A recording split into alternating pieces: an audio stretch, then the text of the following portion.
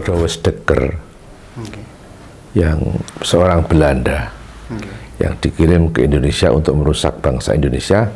Setelah sampai di Indonesia, beliau kenal santri, kan beliau punya pendapat kalau tidak ada kiai dan pondok pesantren, maka patriotisme bangsa Indonesia sudah hancur berantakan. Yang disampaikan oleh almarhum Dr. Dekker kan realita. Ternyata para pengusir penjajah di garis terdepan kan alumni pesantren. Jadi Diponegoro itu santri. Nama aslinya adalah Ontowiryo, nama kiainya Abdul Hamid, nama masyhurnya Diponegoro. Adapun nama lengkapnya Ki Haji Kanjeng Bendoro Raden Mas Ontowiryo Abdul Hamid Mustahar Heru Cokro Senopati ing Ngalogo Sayyidin Panatagomo Amirul Mukminin Khalifatullah Tanah Jawi Pahlawan Gua Selarong Pangeran Diponegoro. Assalamualaikum warahmatullahi wabarakatuh. Alhamdulillahirabbil alamin. Pagi ini Mediasi Channel diterima, alhamdulillah beliau berkenan, Romo Kiai Haji Ahmad Halwani, yaitu pengasuh Pondok Pesantren An-Nawawi Berjan Kabupaten Purworejo. Kita akan berbincang-bincang tentang perkembangan Pondok Pesantren An-Nawawi yang dari waktu ke waktu perkembangannya sangat pesat. Dan ini menjadi pondok pesantren yang lokasinya sangat strategis di Purworejo, sangat mudah dijangkau. Namun sebelum menyaksikan tayangan kami secara lengkap, jangan lupa like, komen, dan subscribe di Mediasi Channel. Assalamualaikum Pak Kiai. Waalaikumsalam. Iya, sebelumnya kami mengucapkan terima kasih sekali sudah berkenan menerima kami Pak Kiai untuk berbincang-bincang pagi ini tentang Pondok Pesantren An-Nawawi. Jadi Pak Kiai, mohon disampaikan seperti apa nih Pak Kiai perkembangannya pesantren An-Nawawi ini, kan sangat pesat sekali dari waktu ke waktu, bahkan pembangunannya juga saya lihat tidak putus, ada tidak hanya sekolah salaf tapi juga sekolah formal, baik sanawiyah, aliyah sampai perguruan tinggi Pak Kiai. Monggo Pak. Jadi Pondok Pesantren An-Nawawi yang dulu namanya adalah Rodotu Tulab. Jadi atas usulan para wali murid supaya namanya diganti nama yang mudah diucapkan oleh lidah Jawa. Gitu. Kalau Rodotu Tulab lidah Jawa kan agak sulit, maka akhirnya kami dan para pengurus semua bersepakat diganti nama An-Nawawi. Memang pesantren ini secara resmi berbentuk pondok pesantren itu baru dimulai pada tahun 46 pada zaman bapak saya, Bapak Kiai Haji Nawawi. Sebelumnya sudah ada tapi masih berbentuk ngaji sorok, ngaji ngelaju, itu nggak ada asrama. Jadi yang sudah ada lebih dulu kan tarekat. Tapi pesantren dalam arti pesantren ada kamar santri sekali itu kan baru dimulai tahun 46 sejak orang tua saya. Maka akhirnya setelah diganti nama An-Nawawi, ternyata perkembangannya juga alhamdulillah bagus.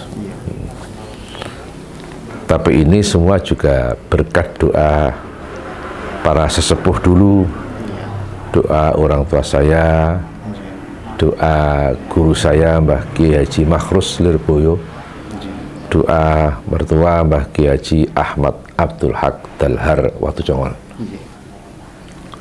Ini. Dan kemudian juga berkembang menjadi ada sekolah. Ya, betul. Jadi ada MTS, ada MA, bahkan sekarang punya sekolah tinggi agama Islam An-Nawawi. yang hari ini sedang dalam proses alih status menjadi institut. Sudah 7 prodi. Iya.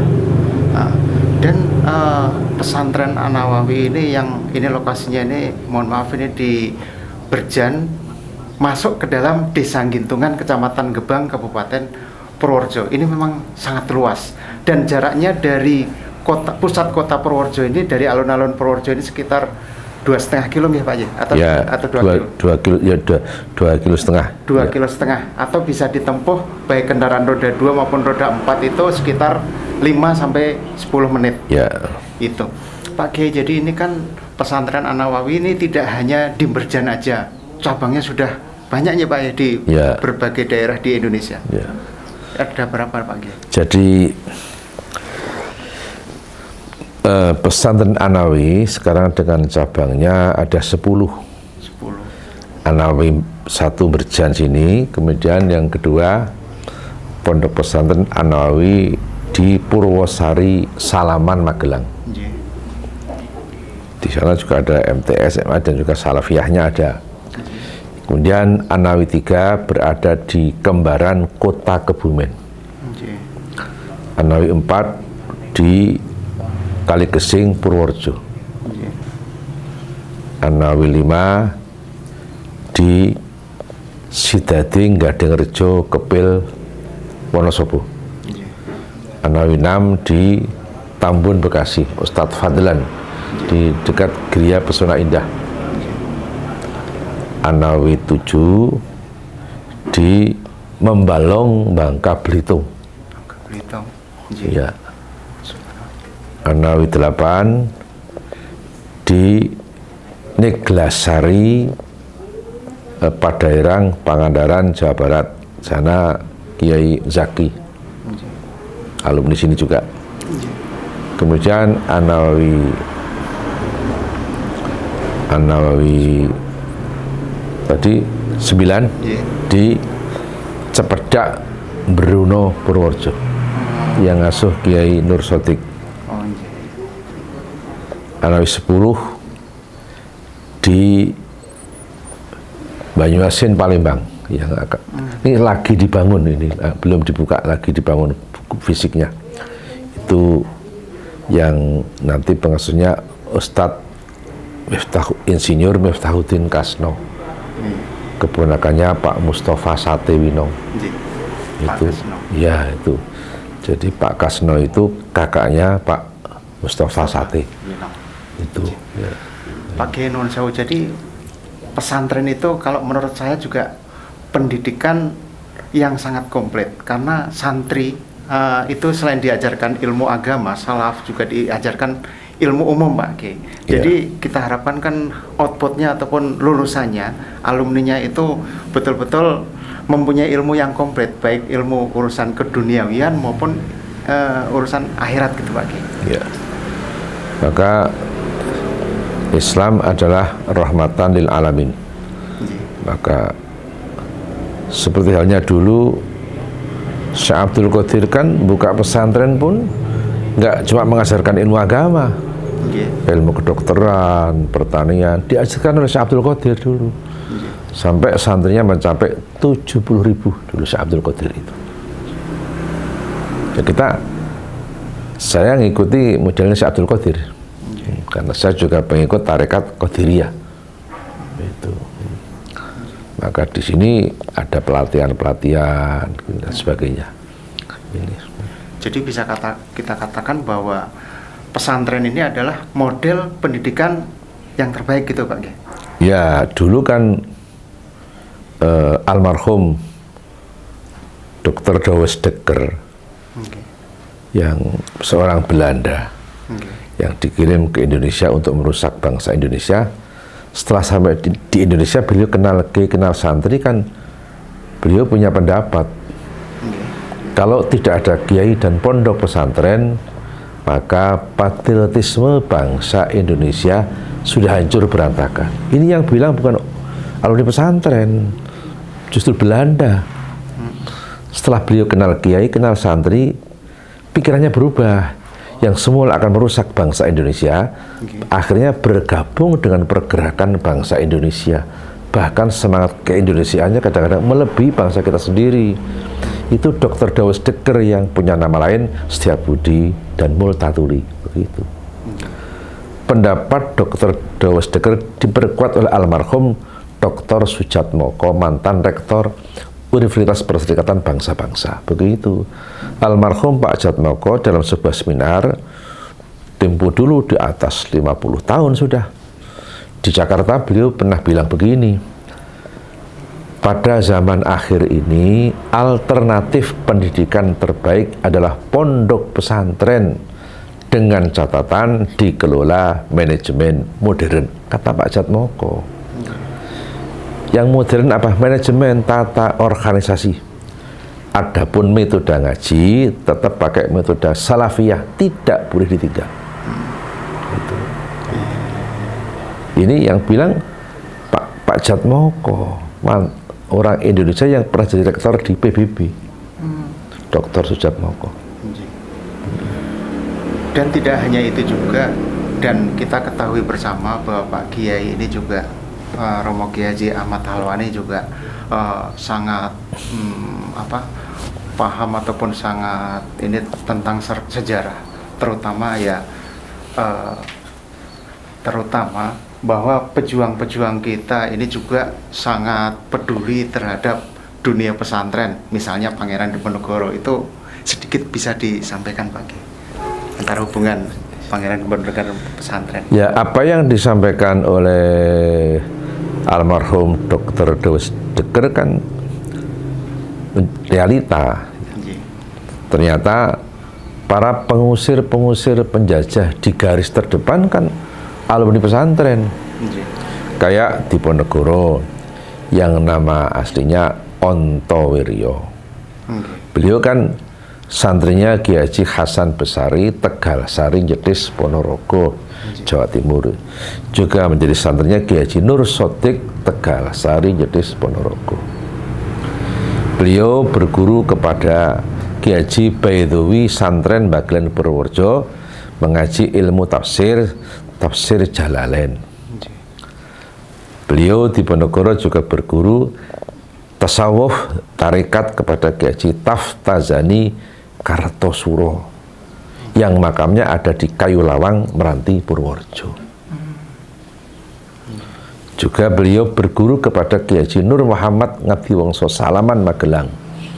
Diponegoro berguru kepada Kiai Nur Muhammad di bidang ilmu hikmah, ilmu kanuragan, kaitannya dengan peperangan. Itu. Jadi Diponegoro itu santri.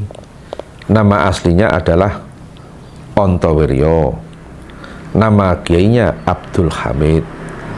Nama masyhurnya Diponegoro. Adapun nama lengkapnya Kiai Haji Kanjeng Bendoro Raden Mas Ontowiryo Abdul Hamid Mustahar Heru Cokro Senopati ing Ngalogo Sayyidin Panatagomo Amirul Mukminin Khalifatullah Tanah Jawi Pahlawan Goa Selarong Pangeran Diponegoro. Itu nama lengkapnya begitu. Jadi maka kalau Anda berkesempatan ke Kota Magelang melihat kamar peninggalan Pangeran Diponegoro di kantor eks-Karesidenan Kedu, sekarang namanya Bakorwil 2, dekat bekas kantor BPKRI pertama. Di kamar Diponegoro ada 3 peninggalan. Pertama, Al-Quran. Yang kedua, tasbih. Yang ketiga, kitab takrib, kitab madhab Syafi'i. Maka Diponegoro bermadhab Syafi'i. Peninggalan pertama Al-Quran, beliau seorang Muslim. Yang kedua, tasbih. Beliau ahli zikir, bahkan tarekat. Profesor Salim Said, guru besar ilmu pertahanan, mengatakan Diponegoro tokoh tarekat. Habib Lutfi bin Ali bin Yahya Pekalongan, One Team Press, mengatakan Diponegoro itu tarekatnya double, ya Satoriyah, ya Qadiriyah. Peninggalan yang ketiga adalah kitab takrib, kitab madhab Syafi'i. Maka Diponegoro bermadhab Syafi'i. Ahlus Sunnah wal Jamaah. Ini. Jadi intinya bahwa pejuang-pejuang kita, khususnya Pangeran Diponegoro ini juga seorang santri, artinya tidak lepas santri dengan perjuangan melawan penjajahan Belanda. Anak bangsa yang dididik para ulama menjadi tokoh bangsa. Pemerintah Hindia Belanda sampai pusing menghadapi Diponegoro, walaupun cuma 5 tahun. Uang kas pemerintah Hindia Belanda habis, Belanda punya hutang luar negeri itu di bawah Jenderal de Kock waktu itu karena menghadapi Diponegoro, santri Diponegoro ini. Ini itu. Maka di Magelang di kantor Ekskedu itu ada komplit di situ. Maka ada monumennya juga di Kota Magelang, kan ada patungnya Diponegoro naik kuda putih berserban itu pakai jubah berserban pakai keris naik kuda. Di bawah patung ada tulisannya Turonggo Tinitihan Sesekaring Bawono, itu bahasa Jawa. Indonesianya kuda sebagai kendaraan menjadi bunga dunia. Itu. Nah, ini kita kembali ke masalah santri untuk pembangunan bangsa dan negara. Artinya kalau alumni pesantren itu selain dibekali tadi saya bilang ilmu agama, juga dengan sekolah formal ilmu umum, artinya bangsa ini ketika memimpin, menjadi seorang pemimpin entah di bidang apa aja, di sektor apa aja, itu akan tetap diharapkan tetap menjaga nilai-nilai agama itu, Pak. Ya, jadi pesantren kami adalah pesantren dalam naungan Nahdlatul Ulama. Maka NU punya komitmen untuk menjaga diniyah dan menjaga watoniyah. Bukan diniyah saja, bukan watoniyah saja, tapi juga diniyah, juga watoniyah. Ini pesan dari Mbah Kiai Haji Hasyim Asy'ari Tebuireng Jombang. Bapak saya Kiai Nawawi itu sanad hadisnya Bukhari dari Kiai Haji Hasyim Asy'ari Tebuireng Jombang. Dulu kalau di pesantren Lirboyonya bersama Mbah Yai Makhrus seangkatan, Mbah Yai Mustamid Abbas Buntet, Mbah Kiai Dimyati Melingi Blitar, juga termasuk Mbah Kiai Halimi Winong Kemiri Purworejo, itu seangkatan dulu. Maka kalau kita bicara watoniyah, ya kepentingan kebangsaan termasuk kepentingan sehari-hari harus kita pentingkan juga. Maka di sini saya didik juga untuk mencintai negara kita, mencintai bangsa kita. Lah, kita wajib ikhtiar lahir batin. Lahiriah kita kerja keras, batinnya jangan berhenti berdoa. Kita harus kerja keras. Kenapa? Allah berfirman dalam hadis qudsi, harrik yadaka ungzil alikar rizqo. Firman Allah, gerakkan tanganmu, aku turunkan rezeki untukmu. Maka harus bekerja, nggak bertupang dagu. Tapi jangan kerja saja, jangan lupa berdoa. Maka Allah berfirman, malam yatguni aghdabu alaihi, yang nggak pernah berdoa aku marah kepadanya. Maka kita harus berdoa terus. Nah, inilah ini yang sering saya sampaikan di depan para santri kayak gitu. Kita mengingat sedikit ini bahwa di pesantren An-Nawawi ini di bawah asuhan panjenengan ini juga tidak hanya kegiatan-kegiatan santri, tidak hanya kegiatan-kegiatan pondok maupun kegiatan sekolah, tapi juga ada banyak sekali kegiatan-kegiatan ke masyarakat, untuk masyarakat Purworejo dan sekitar. Tidak hanya Purworejo tapi Magelang, Kebumen maupun daerah-daerah lain, misalnya ada acara atau yang sering ini selapanan atau apa nopaman, Pak? Ya, jadi Mbah Buyut saya dulu Kiai Haji Zarkasi ini kan guru tarekat. Beliau mengambil ilmu tarekat dari Syekh Abdul Karim Banten, paman Syekh Nawawi Banten. Syekh Abdul Karim mengambil ilmu tarekat dari Syekh Ahmad Khotib, bin Abdul Ghaffar Sambas Kalimantan. Terus naik sampai Syekh Abdul Qadir Al-Jilani. Nah, mbah buyut saya Ki Haji Zarkasi itu dulu ngangkat mursyid tarekat, diantaranya satu Syekh Sirat Pontian Johor Bahru Malaysia. Sehingga komunitas tarekat kita di Malaysia banyak, khususnya di Johor. Ribuan sudah. Saya sering ke sana. Kemudian Mbah buyut saya Ki Haji Zarkasi itu juga ngangkat khalifah mursyid tarekat daerah Magelang. Pertama Ki Haji Mudzakkir Kauman Muntilan, kakaknya Mbah Dalhar seibu. Kemudian yang ketiga Ki Haji Umar Payaman. Itu. Ini maka komunitas tarekat Berjan itu berkembang di Johor, di Magelang, itu lewat para mursyid-mursyid itu, murid-muridnya Mbah Zarkasi. Kemudian Syekh Sirat Johor Malaysia ini punya murid, menjadi mursyid di Riau, Ki Haji Imam Afandi di Selat Panjang Riau. Ini maka saya sering ke Riau. Komunitas tarekat Qadiriyah Berjan di Riau besar. Tidak kurang dari 14 guru mursyid di Provinsi Riau. Itu. Kemudian Syekh Sirat Johor ini punya murid namanya Syekh Husain Parit Bangkangkung Kawonganten, Cilacap. Syekh Husain punya murid Syekh Bustomul Karim di Wailuna, Padang Ratu, Lampung Tengah. Maka di Lampung pun ribuan sudah komunitas tarekat Berjan sini. Di Jambi juga begitu.